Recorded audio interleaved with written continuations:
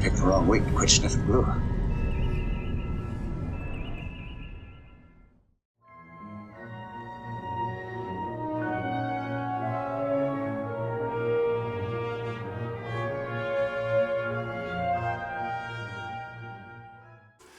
Good morning, everybody. It's a new week. It's new models. I hate to end up doing a bait and switch this week, but I had spent a good chunk of the weekend planning what my next build was going to be, and now those plans are up in the air for a very good reason.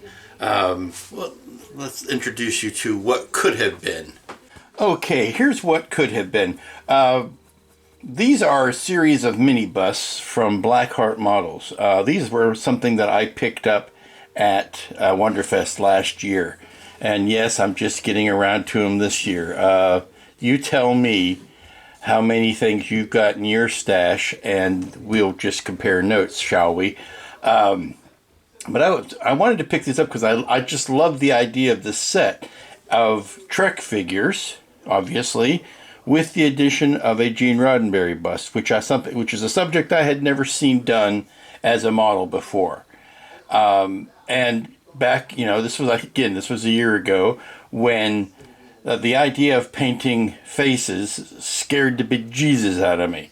It still does to an extent, but not as bad as it did last year. I've had a little bit more experience under the belt as far as doing some figure faces, and these are of a nice size that they're bigger than Wonder Woman, smaller than Sucker Punch, so it's kind of in that middle range where I think I might be able to do this, and I think it would be a good experience in not simply just doing eyes, but doing different skin tones. Obviously, we have Uhura in the mix, so there are black skin tones. We have Sulu in the mix, there are Asian skin tones.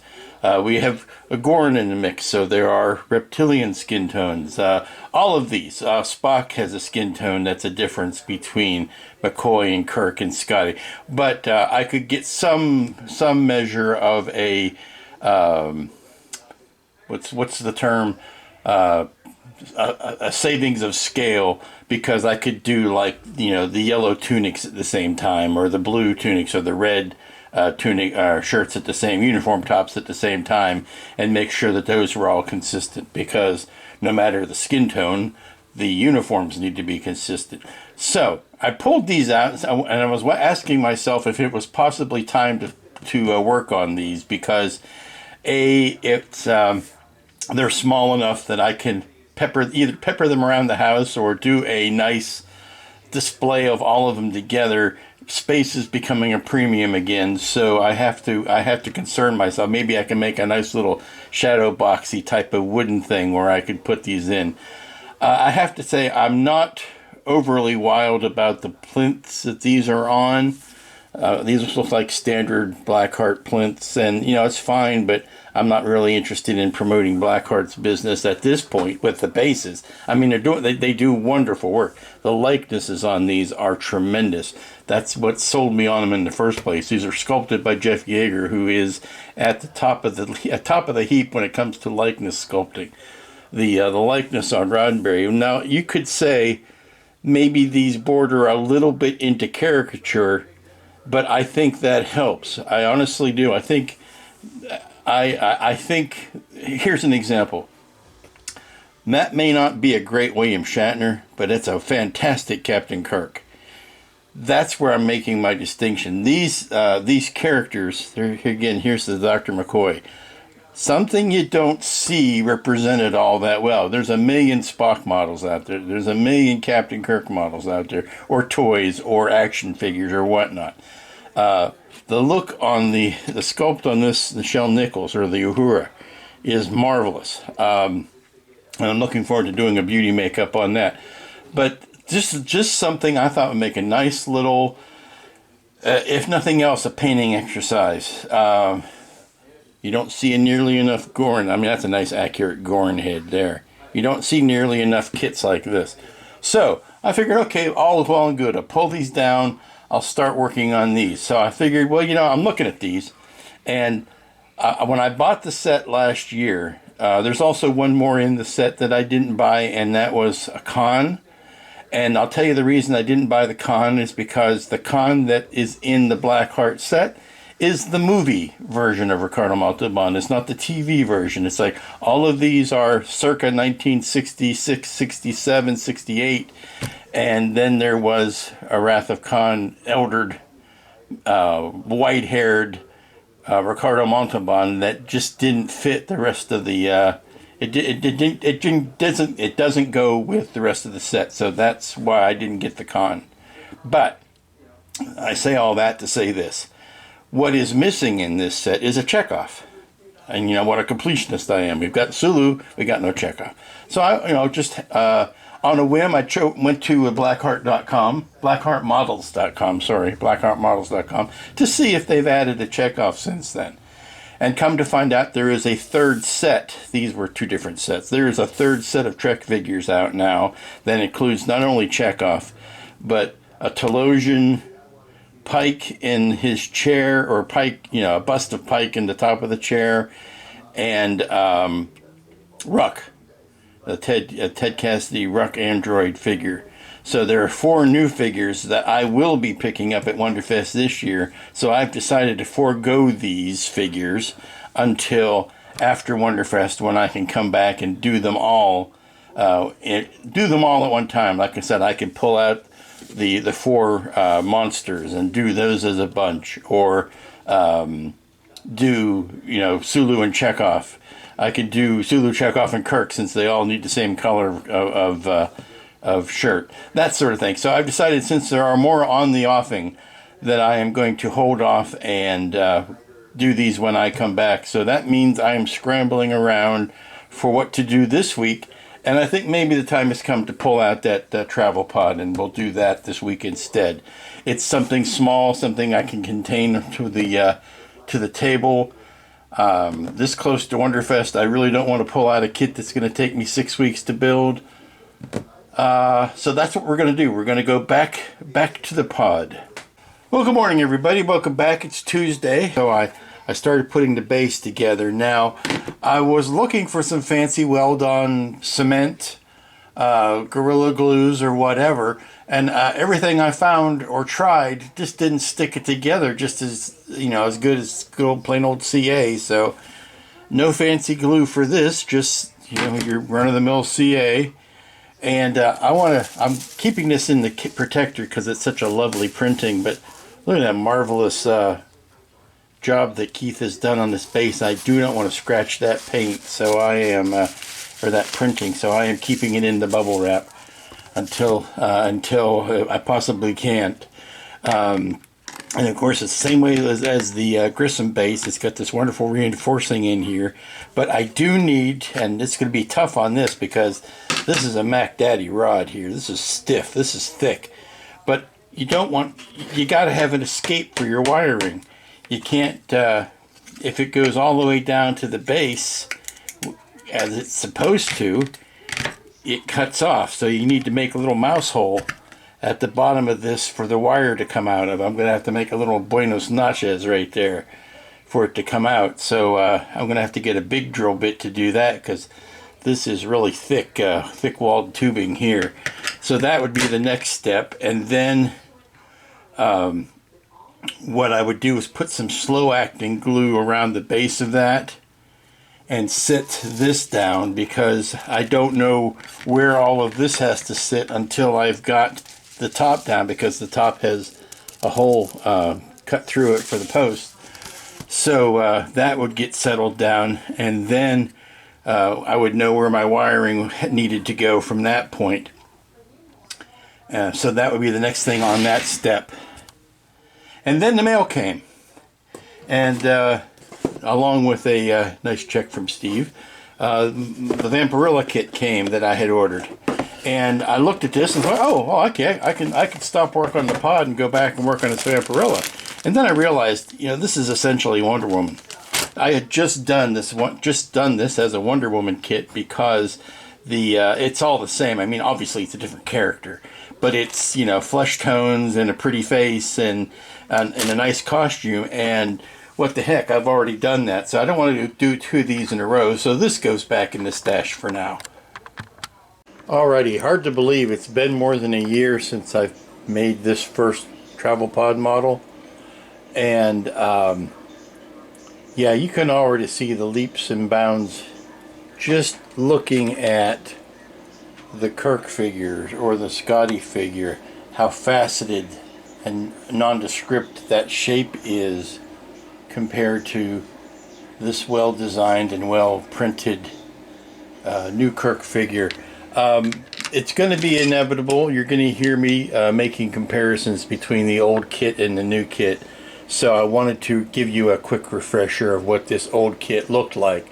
And then we will never speak of it again.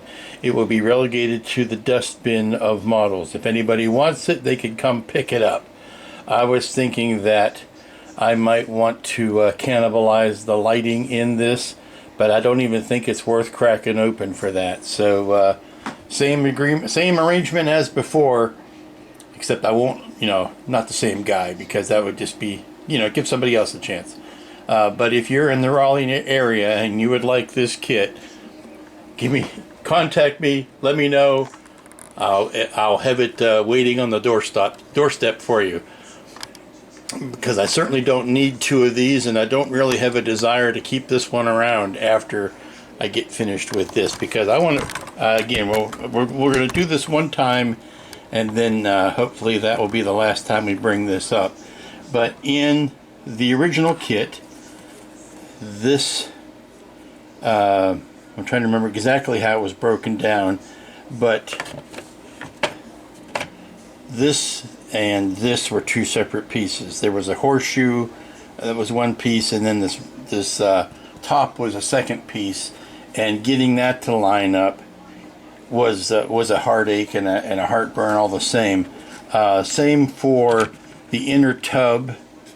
These two back computers were separate pieces, and if I'm remembering right, yeah, this visor here was a separate piece, and I'm trying to think of how much of the outer rim was I think the same thing with the bottom, whereas this horseshoe was one piece and this floor was another piece. Not only is this kit much better produced, much better thought out than the original one, but it also helps if you have someone printing them who knows what they're doing. And my pieces could have been perfectly designed, and I still would have had screwed them up because of how poorly mine were printed. And I can go by and look at these things, because the pieces that are flat here were supposed to be flat, were never flat on mine. There was just a lot of stuff. I was battling a printer. I was battling not knowing that much about printing at the time. I was battling files that were substandard at the time. It was a lot of things. There was a lot of reasons that I made it harder on myself than I needed to. But the first thing you'll notice, if you look at this kit for any length of time, is locating pins. Locating pins and holes for them to go into, which is the first hallmark of a good kit. And that was the thing that I really groused about the most on my kit when I printed it, was the lack of anything that helped to align the parts together. This was just a bare, you had just the bare edge of the kit part to glue to. Now there are still some, I won't say, well, I will say there are inaccuracies, but because this whole thing was not rebuilt from scratch, it was Keith who took the original files from the original producer, made his improvements where he could, but he didn't go back and redesign everything. So you will see that these, I can take this off now because I've got pegs that will allow me. These consoles here are still inaccurate as far as how they fit into the back wall. They should kind of like die into it this way. There's some problems with the upper geometry of the pod, which if you really are interested in hearing more about, you can go back to my old videos. It's still there. But essentially there are some padded pieces here that are meant to go along above these pads. There's like a large pillow-ish shape or an upholstered piece, that I'm going to try to simulate or scratch build those back into place. I will say the improvements start immediately when you realize how nicely this fits along this front edge. That was a sticking point for me on the original kit, is that I never got that right, and that could have been from my printout and not necessarily the design of the kit. And the other thing is this was so fragile in my original kit that I ended up cutting it off and scratch building it in place, and I don't need to do that now because this has been perfectly printed. And I don't know whether they beefed up I think he might have beefed up the thickness of it a little bit, but when you put everything together, we have a wonderfulness there. All of these veins are now perfectly formed, and I think I lost a couple of mine and I had to scratch build replacements for them. I will say that these plates here still stick out a little bit more than they should. This should more or less be a flat plane with just indications of paneling rather than raised paneling. But we're going to live with that because that was something he said he couldn't really go back that far and remove that. Some of them have been sanded down a bit, it looks. Looks like these have been sanded down a bit. The biggest relief is that I don't have to rebuild this whole wall, because if you'll remember, I still wake up screaming at night about it. I had to replace this whole wall once it broke like a taco shell. And that was from me trying to twist everything into shape and make the geometry match, where and now I think that was more the fault of my slipshod printing than it was of the original pieces. But in either case, all of that geometry has been fixed. Everything is wonderful. It fits together nice and lovely. This is going to be a breeze to build. I think you could figure out the first one was the rough attempt or the rehearsal for this. So now I can really take some time, since I'm not working, half as hard to put the thing together. I can take more time in the building and the lighting of it. So I'm looking forward to that. This is why I call this a case of personal redemption.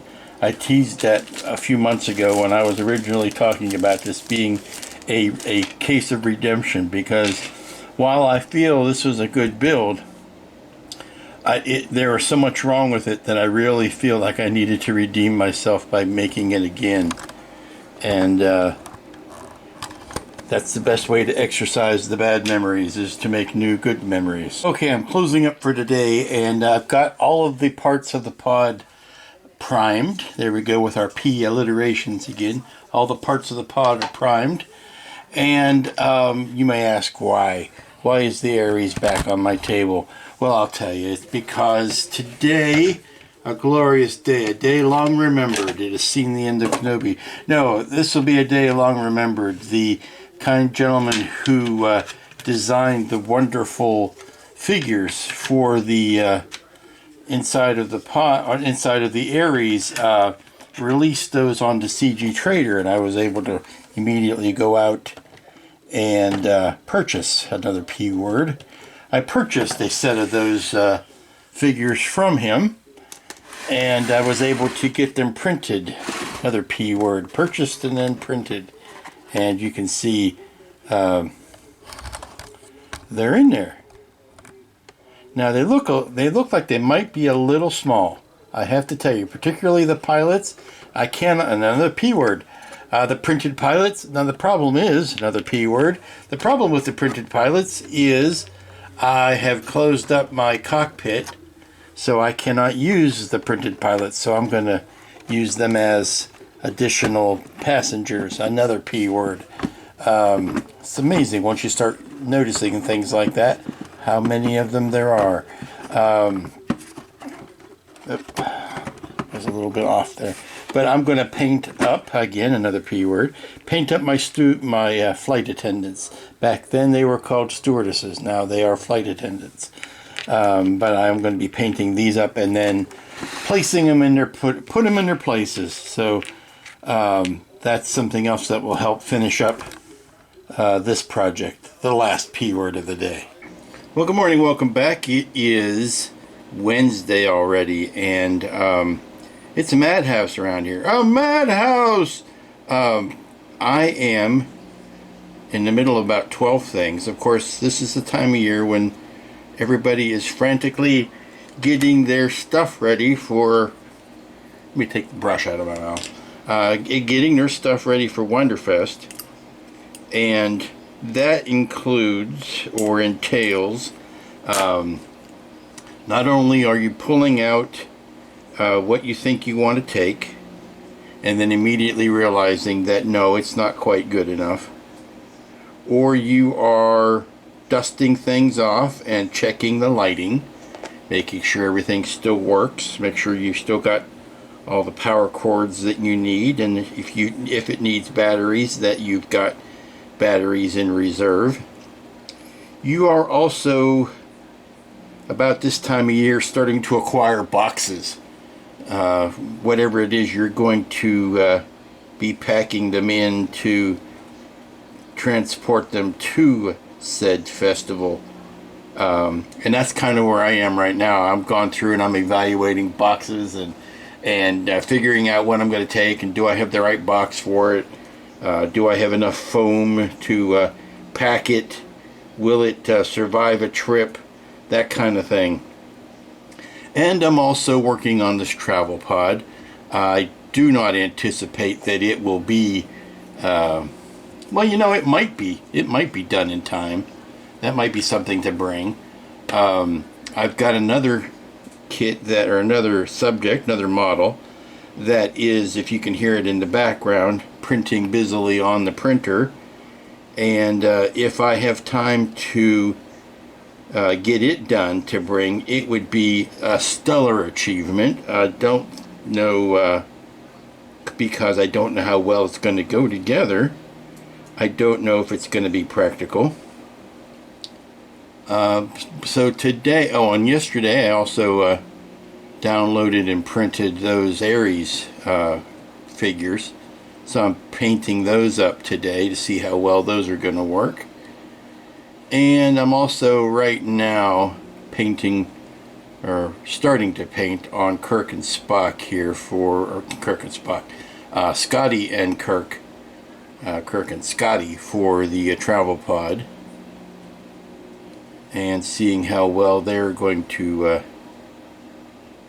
work out. I already am digging quite heavily the amount of detail that is on these. They are light years beyond the amount of detail that was on the ones from the original kit.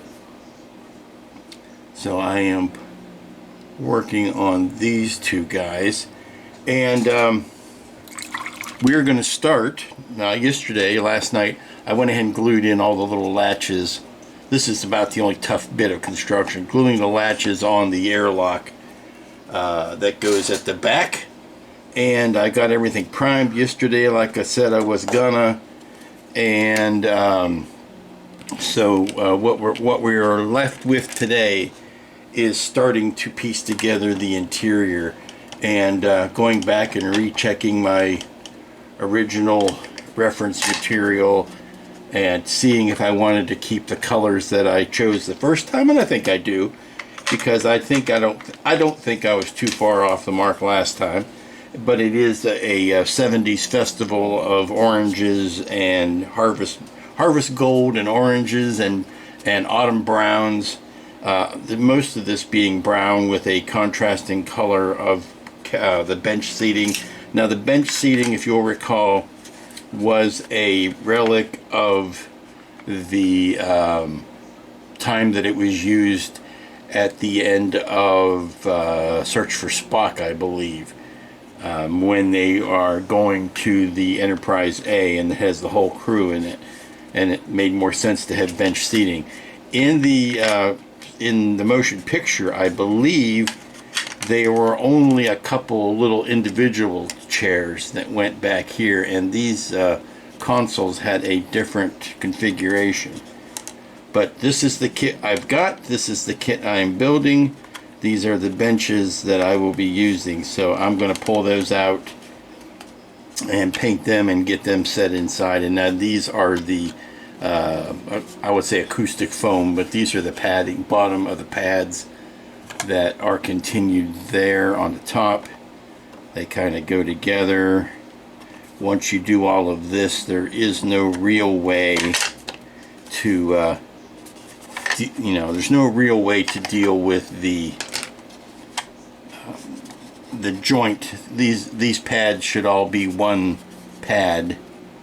I'm trying to see how I can get the camera in there so you can see it.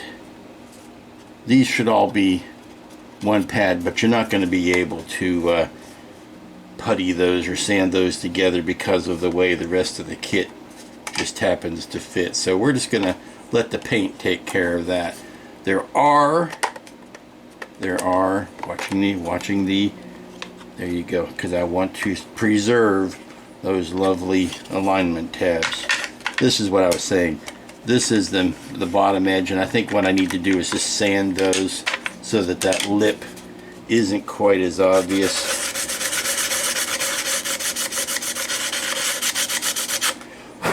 Take care of that little overhangy. There. Round those over.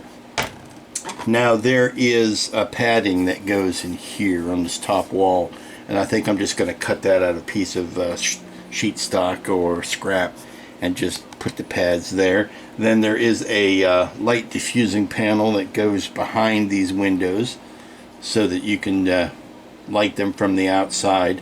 The one thing I noticed in my build, and I noticed it here, even though my build was printed in gray resin and this is printed in white resin, is that there is a significant light blocking that needs to get done because of how thin these walls are.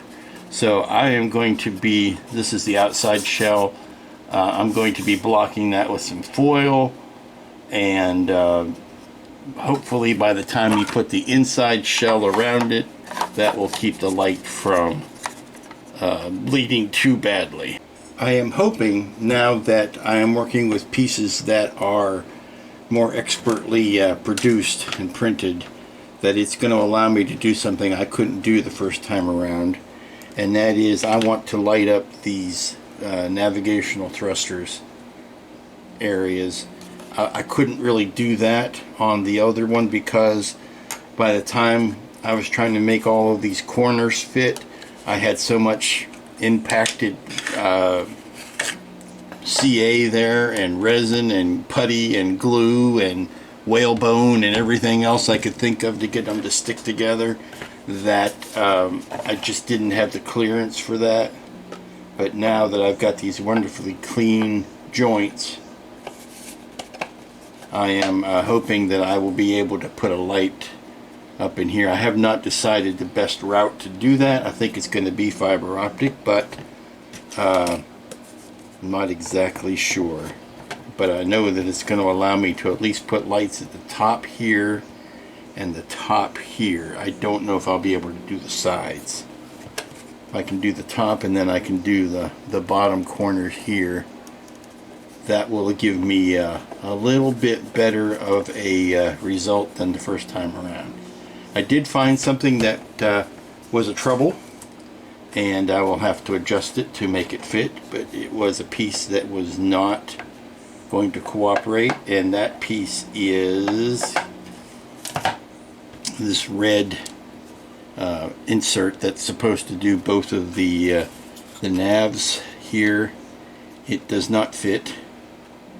I don't know whether it was shrunk or whether it was printed too small or what. The green one fits no problemo, so you can see how it's supposed to go in. And what you do is you put, I would like drill a hole in that and run a single bulb to that so that it lights that up and does the blinky blink. But the one on the other side, as I said, just a little too short. So I'm just gonna break this in two and then sink those into the holes. This was something that this insert here, which was I think is superior to the one that I have, because I don't recall mine having grills in it, little raised lines. I think mine it might even have been just a piece of flat sheet stock that I put in there. But that's the I would say the trade-off is having all of these or more of these pieces joined together in the actual file means there's less construction, because like I said yesterday, this was a piece and this was a separate piece, and I will gladly make that trade. I will gladly make the trade that I didn't get to put these two pieces together. Aw shucks, because this is expertly joined and printed as one piece and presented as one piece, and that solved a whole raft of problems. So I think the next thing to do is we're continuing to work our way out is I can start working on the floor and the interior of the center cabin. Okay, here's me doing my favorite thing to do, which is reviewing the flyby scene in Star Trek The Motion Picture. Now this is off of YouTube on my computer screen, so that you know what the coloration looks like. Now it is also from the 4K new version of this movie, so take that with a grain of salt. But here we go. Here you can see how the shape of the console on the back is meant to die into the plane of the upper half of the pod. Here is that additional pad. Now, I call that chocolate brown. I can see the argument being made that that's a deep purple color. It's all a question of lighting. I don't know for sure what color that was. Certainly you can see where you can make the argument either way, that that's a deep wine color, almost a burgundy. That could be a fun thing to do. That could be a fun color to pick. It certainly would get me off of that 70s vibe if that actually was more of a deep plum color. So, having said that, you can see the angle that the ceiling lights have. They're much more angled than in this piece, where it's more or less a straight. I would need to put an additional bevel on that wall of lights to make them fit this additional angle. And then we run this pad all the way down the back, which we can do. We can add that padding all the way down the back.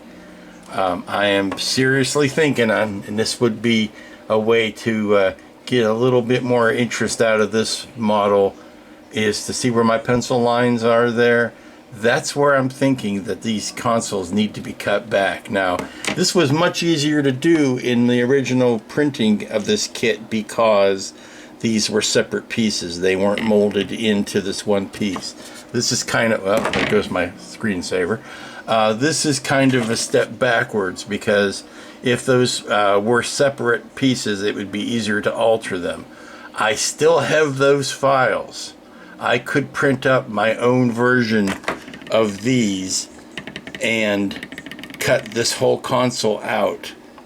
I have that in my back pocket in case I need it. But I think that's what I want to do. Okay, having decided that this is what I want to embark on doing, I'm looking at the logistics of it. That's the new profile that these back walls would have. I am second guessing my little chair versus the couches, because honestly the couches look good, and they were canon later. They were in the longer version. I'm sorry, they were in the other movie where the whole crew was in here, so the couches made sense. I'm torn, because I know that I think the couches will be fine. I know that there's not much I can do about these pads. They are the right idea. They're the wrong shape, but they're the right idea. And again, none of this is Keith's fault. He's making the best out of the original files. And what we need to add here is a straight piece that is about yay thick, that sticks, you know, that do I have a piece of, let me see if I've got a piece of plastic that will be about the right size. Hold on. Okay, this is very rough, so please forgive the roughness of it, the mock-upness. But this is basically, this is way too thick, but this is basically what I'm thinking of. There's a panel here, that would be that chocolate brown / burgundy wine colored panel that would go above this padding, which would force me to put something like that for those new lights along the top to bring this angle, instead of being flush against the wall like that, to actually bring it out so that it's at more of a beveled angle going into the roof. And then I can just cut new holes in this. Basically, I would be repeating this piece here, but just bringing it out to there. So that's kind of what the new geometry of the roof would be. This gets, like I said, this is way too fat. I would probably use a thinner plastic and then build it up a little bit, but it's going to have, there's that noticeable bevel on the bottom of that where it kind of dies into these orange pads. There's not a lot I can do. Like I said, the geometry of how these two pieces go together, I can't do anything with the joint that is in the middle of those vertical shapes. Okay, apologies, Keith, if you see this and you see me desecrating your kit, but I've got these guys chopped off. You can see they're cut way back now. When you put the back wall on them, you can see how much more of that door you see now. I'm just going to get some real thin sheet styrene and just reskin these 3 planes here. This is the console that I've taken off of here, and I'm going to just sand this face, sand the sides of it off and just reface that. This, I don't know if I can use the top of that, but if I can, I'll just, like I said, just sand off those edges and reuse that on the face. And then I only have to scab in a little bit of this angled piece and the new top of the console. Okay, we've got this face now all sanded off and ready to put back over top of that. I've also nipped off the top of these to bring this down to the correct height, so that when it's all put together, this back console now is the same height as the top of those these padded bits that come out, and then the one long piece can go along the whole length of the shuttle or the pod here. I'm going to be calling this a shuttle. I'm going to be calling it a work bee. I'm going to be calling it an inspection pod. I'm going to be calling it a whole bunch of things that are not correct. So you know what I'm talking about. More importantly, I know what I'm talking about, and we're not going to get too hung up on the nomenclature, okay? Good. Actually, I can see where I might need to take a file and sharpen that corner right there so that this lays in there better. And then I'm going to have to make up a new panel that goes here so that I can use the decals that come with the kit and shine a light up through it. So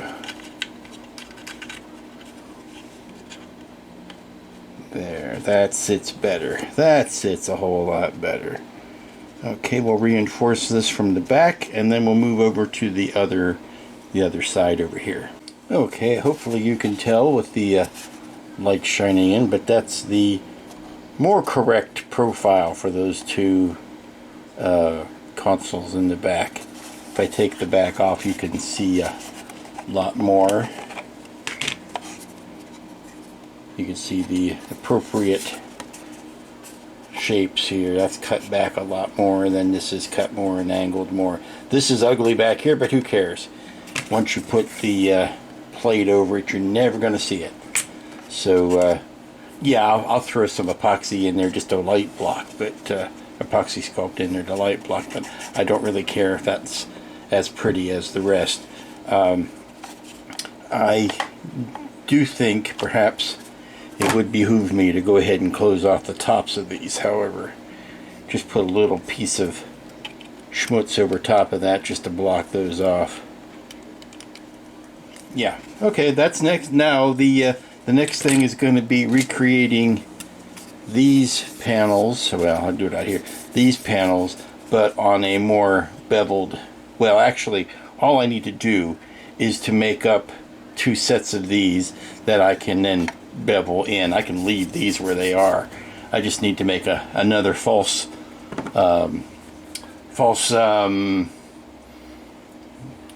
wall there. There's a name for that, and I should know that, having watched as much home improvement shows. Soffits. Is that a soffit? It's a soffit if it's a roof on the outside. I'll have to look that up, see if there's another word for that. Anyway, that's the next thing to do, and that would, once I get all of my altering done for the inside cabin, then I can start priming over these pieces and painting. You will see that these are still where the light up areas where the decals will go. This is, I don't have a flashlight to hand, but you can see there's a light that will shine up through there where the decal needs to go. So yeah, that's next. Okay, so I have one completed window frame. Now I knew that there were 2 ways to accomplish this little beastie. I could either cut one piece of plastic that was the full width and height of the insert that I wanted to make, and then rely on myself to cut out 5 perfectly even shaped squared off cornered rectangles, which, was knowing my facility with working with this stuff, is not bloody likely. Or I could make up a piece out of square or rectangular stock, just regular old strip styrene, that I could use as a uniform width, and that would give me my nice rectangular. Well, once I got the spacing figured out, it would give me my nice smooth lines and clear and trimmed off corners. So now we take this piece.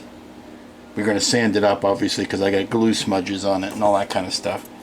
And then we're going to put it at a beveled angle inside the ceiling here, and that's going to give me my new ceiling lights.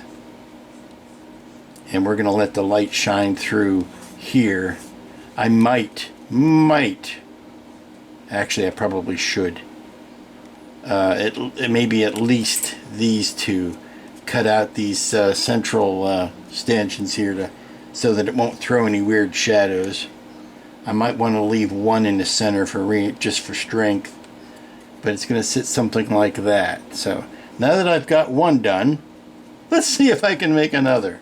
That's always the trick. Painting, it's like painting eyes. You can do one, but getting the other one to match it and look in the same direction and all of that, that's where the, as to quote Manfred Mann, that's where the fun is. So we're going to let this cure up a bit, and then I'm going to sand it and prime it and do all of that kind of stuff. Now it should have the diffuser in behind it, because you really don't want to see any shadows back between this wall and the wall behind it. So I'm thinking that once it sits in there, something like that, that I'm going to want to put that diffusing material in there and mask them off, or perhaps just paint it first. Paint it, prime it, do all that, and then put the diffuser material behind it and then glue it in place. I think that's going to be the way to go. There, now I've got both sides done. I'm going to put some primer over them. I know I'm going to end up seeing those seams between those stanchions. I don't know how I could have avoided that unless I, again, had made it all out of one piece. But then I don't think I would have got the openings nearly that precise. So the last bit to do really is to put this piece of padding on the wall, and that will help settle what that final angle will be. Okay, just so you know, I did hear you people out there psychically screaming, why don't you do a 3D print of that soffit? Well, I do. I whipped this up. I went out to Tinkercad because these are all very basic shapes, and I came up with this guy. So yeah, I'm going to try it out before I install this. I'm going to print it. Unfortunately, the printer is busy right now, so when it gets finished, this is ready to go. But yeah, it should be a second nature to me now. But the initial thought was I would have to scratch build that. But we're going to find out. We're going to find out, and then we'll know. Well, would you looky here? Last night, long after I had turned the cameras off and was getting ready for the slumber of the saints, I was printing these. Now, these came out just fine. That's a little bit of a warp in there, but let's be honest, this isn't straight either. This is something about printing, and this has got to be in the curing, but it's something about printing something this thin and that doesn't have any reinforcement in it. A smarter man would have put little rods in here to help reinforce the shape, but that was something I put together in Tinkercad. I think you saw the file. It printed pretty nicely, so of course I printed extras, and this is what it looks like in place. Now that's about the angle that I want. And any warping I can take care of by just gluing it down to the length of the wall. So I think the first step today is to cut these guys out, and then we'll be able to paint these before we put them in place, obviously, and then put the diffuser behind them. But those are ready to go. Now what I need to do today is to fabricate those pads, the tall pads here, and I think we can do that just out of regular old sheet stock. I don't think we need to go through any fancy steps for that. Okay, sometimes you know the universe is on your side. I have just cut out the supports between these individual lights on this side, and it just so happens that it is the same length as 4 lengths of strip LED that fits in there perfectly. So now when I light those up, they will shine through the soffit just like so. So let me, there's only one problem, and that is, or one issue to think about, and that is that the diffuser has to go behind these panels. It has to go between this wall and the back side of those panels. So I cannot glue that in at this point until I've got this frame done. So I need to put the frame, and then let's see if it's still out here on the table to illustrate the point. The diffuser has to go in behind it like that.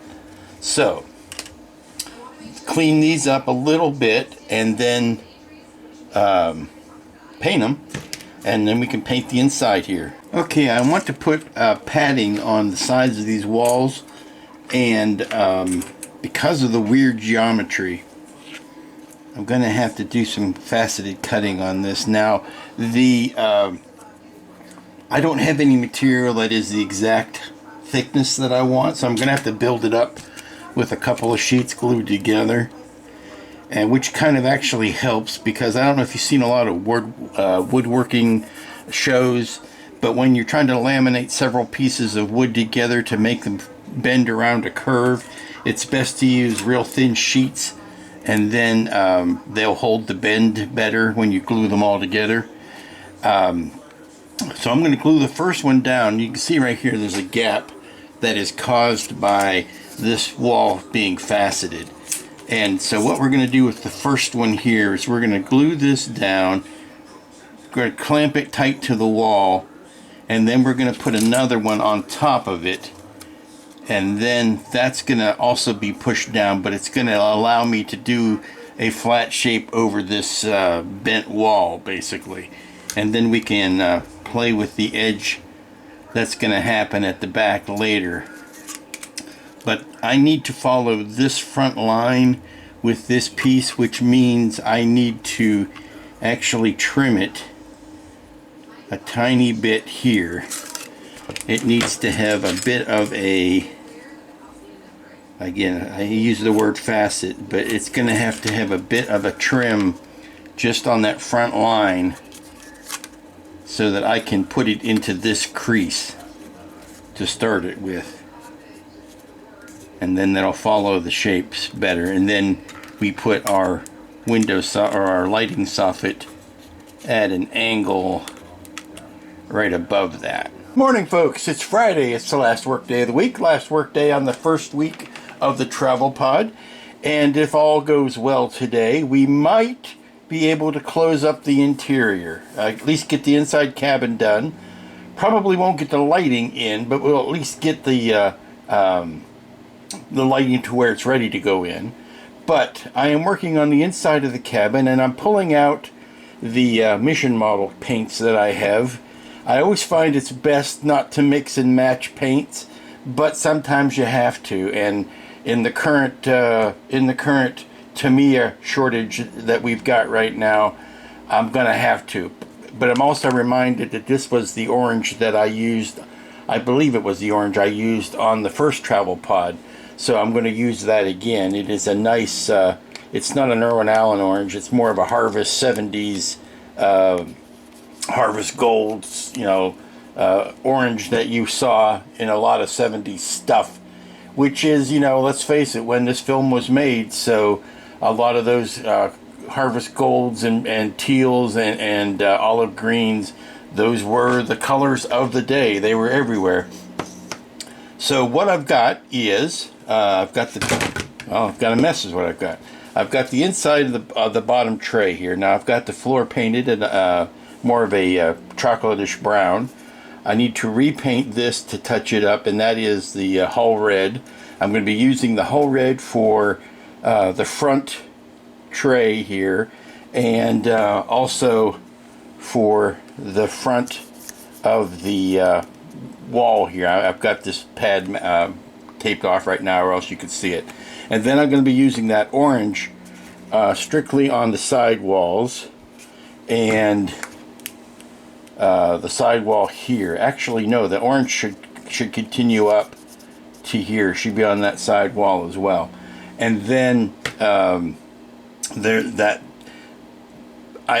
wanted to say it was a plum, but it may be a cool gray into the plum area, into the purples, which is where I'm starting on these side pads and also the padding for the seats.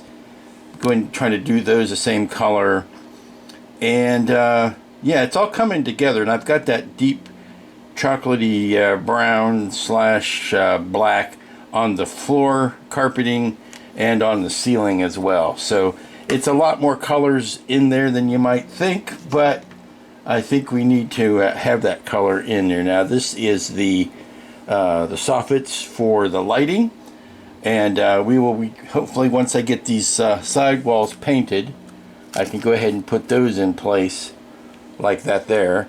And like I said, if all goes well, we will be able to close this up. Oh, also these back consoles here will need to get that same orange as the sidewalls. Now, I have scanned the decals that go over these panels, and I'm making paint masks for that, so that I can put the paint mask over the area, spray it, and then peel it back up, and I'll be able to put the white decal over the white plastic here, so the light will shine through it. Okay, I'm trying to make up a deep wine color, and I'm resulting in a little mad science to do it.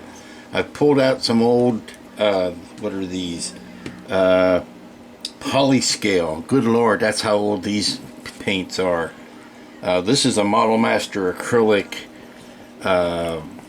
deep red, and I am mixing some Polyscale purple in with it. I'm trying to get a deep burgundy color that I can use for the couches and these side panels here. So don't ask me for any formulas here. I don't know. I am doing strictly by sight here. And if I have enough to do one coating on this, then that's all we're ever going to get out of it. Because I don't think this color is going to be able to be duplicated. Now I'm mixing up some of this in a jar here. And I know that I am sacrificing the rest of this red. But this is what you got to do when you are out of the paint colors that, oh, that's not bad. Actually, it's turning into kind of a hull red here, which is the color that I've already got there. I don't need to make more hull red. I need to make a maybe a hull red with some purple in it, or more purple in it, is what I'm ultimately shooting for. Alrighty, I'm putting the many coats of orange down on the interior of the travel pod, and I'm remembering the last time I did a travel pod that I used this orange on, and what a similar, I won't say nightmare, that's not kind. What a similar issue it is that this orange Mission Models paint is very runny. I don't know why other colors don't seem to have that problem, but that is very diluted, and I've shook it up, made sure there was no pigment sitting on the bottom, made sure everything was good. But I'm remembering that, you know, several light coats, and I mean several light coats, is better than trying to plaster it all on, because then you do get the drips and the runs, and that's nobody's friend. But you know, eventually it does turn out. So I'm all the time in between coats here, I'm putting things back together and looking at them and judging them, and you know, ridiculing them and you know, calling them nasty names. But I am judging them to make sure that they aren't straying from the model I had in my mind. Again, this orange is going to take a couple more coats. You can see I've got one more coat on this side than I do on that side, and you can see how splotchy that is. We're going to let that dry. We're going to come back to it, put another coat on it, let that dry, you know, the routine. That's what we're going to do. And since I've got that orange in my airbrush, I do not want to start anything else. I will keep coming back to that. I don't want to clean the brush out and get another color ready or anything like that. But the last remaining color to add in here would be to repair the hull red that is going to be on the main console here once the airbrush has been freed up. And oh, something I can do now is I can do some hand painting on the figures. That'll be a good way to spend some time. The interior painting fun continues. Just take a minute's break here to catch you up. I've been going full steam all day, and it's been so enjoyable I didn't want to break off, but I am to the point now where I need to, this is the interior with all the masking removed. I think that's looking good. I think we're ready for the soffits to go in now. There is a piece I need to fabricate yet, which is that little triangular piece right there. And it's not really something I wanted to include on the print because I didn't know how to do it, but I also didn't know exactly what that angle was going to be. So now that I can see it, I can put just a little piece of sheet stock in there and take care of that, and we'll paint it up and make it match, and everybody will be happy and children will dance in the street. Then once that is done, well, I'm trying to think of what the next step would be, because really the next step would be to put this diffusing material in behind those lights. But I think I would like to give all of this a flat coat of clear flat coat, just to kind of lock in those colors before we go too much further. Of course, I've got the door here. You can see the airlock door. I've got the interior of that painted with a regular gray, and Trying to keep my little grubby fingerprints off of this. Doing a dark aluminum for the framework of the door. I've been working on Kirk and Scotty. You see we've got Kirk and Scotty here. Kind of sitting in there. And then by the time you put this on top of it, I think we've got the colors that we want to have. I just would like to flat coat everything. Now, there's a bit of a patchwork I had to do with some Bondo, and luckily the Bondo is the right color almost. Just a little bit right here. So we're waiting for that Bondo to dry, and then I'll sand that up. And not going to get any lighting in it today, kids. That was kind of a Hail Mary to try to get that much in, but we do get a lot of the interior painted this week, not to mention the all of the scratch building that we had to do. So it's a great place to let's see, I've got a couple of hours yet. I've got plenty of time. So I'm thinking what I'd like to do maybe is to get the flat coat done on this, and maybe get these benches glued in. That would be a good place to stop. Before I do that though, I need to clean that last area up.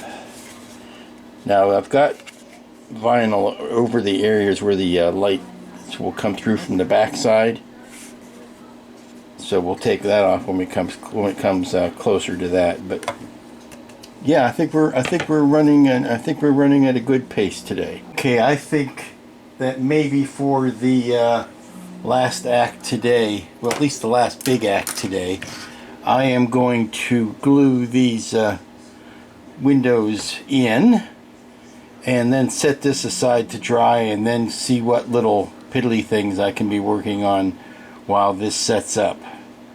It's going to be a picky thing. It's going to be a tricky thing. It's going to be a picky, tricky thing. So let's take our time and do it correctly. Now, I don't know whether CA is my best friend there, or whether a 5-minute epoxy would be better. These are 3D printed materials. They will not respond to regular glues. They need to have either a CA or a clear epoxy. So if the epoxy is just too sloppy, I think I can do something a little bit more refined with a thing of CA. I bet you if I stop spitting, if I put some CA in here and then drop it down, it will run into that seam. I think that might be, it's either that or using a real thin CA, but thin CA is the most unpredictable thing of all. It will run all over. So I'm thinking that what I want to do, just maybe tack that in place with some spots of CA. Then I can go into the front here and either epoxy sculpt. That might be the better solution, rather than trying to cut a piece of material to just fill in that little bit of gap. But I want them to be good and dry before I do that. So yeah, I think what we're going to do is we're just going to tack that with some CA. Thank you for watching me go around the track 4 times before I came back to my original answer. And one last job. I've got the top window panes put in place. The last job for today is I am going to glue in these benches. Just get them out of the way, keep them from rattling around. They're not harming anybody if I go ahead and put them in place. That gets them out of the way, and yes, this does look, it does look mighty brown and mighty orange when you're done, but that's the nature of things. And then this door goes on the back. I've got to repaint the outer side here. I think it just needs to be a regular gray. I think the metallic was a mistake, so I'm going to repaint that. And the insides definitely are darker. It almost looks like it's these two colors, the orange and the brown again, but I don't want to repeat that. But this is, that's how everything is looking. So let's go ahead and get these benches nailed down. Well, that's going to bring an end to the first week on this travel pod. It was a struggle deciding to do it, but once I got into it, I really started to enjoy it again. And why do this again if you're not going to improve upon what you did the last time? And I think no small congratulations to me that the work that I did on the console. I'm trying to pull these two pieces apart right now. There we go. The work I did on those consoles back here and correcting the angle for those lights. Look at that. I mean, that's, if you see light shining through it, that's exactly how it should be. And designing this, I loosely say designing it in Tinkercad and printing out a 3D piece. That's going to be, that in a nutshell is, I think, going to be the wave of the future when it comes to working with models. Is if you're making something and you don't quite like what you've been given, you go out to your program and you design a new part, or you download a new part, or just like the Ares pilots that I've got here that I'm also working on. You get that from the 3D world and you add that to your kit. I really think that's going to be the way it's going to be for the foreseeable future, until the day when we are completely downloading and printing our own kits. This is the next step. It is like scratch building anything. It's like it's scratch building with ones and zeros and printing it out and adding it to your kit. But here's where we are to finish off. We've got the tub done. We've got the benches in the tub. I did not get the lighting in any of the consoles. That has to happen yet. And then I'm starting to do things like working on the docking ring and the Kirk and the Scotty figures I'm working on. But I think we'll pick this up next week and we'll start putting the lighting in and then wrapping that outer shell around it, the candy coating around this creamy center. And who knows, we might even just finish this next week. I don't know. Certainly I'm looking forward to putting it on that wonderful base, also from Cozmic Scale Models. That is where the kit came from, in case you're still wondering. It's Cozmic Scale Models in the UK. Check them out. But that base is really going to set it off with that beautiful Bob Peak artwork. Always loved the Bob Peak artwork on the Star Trek posters.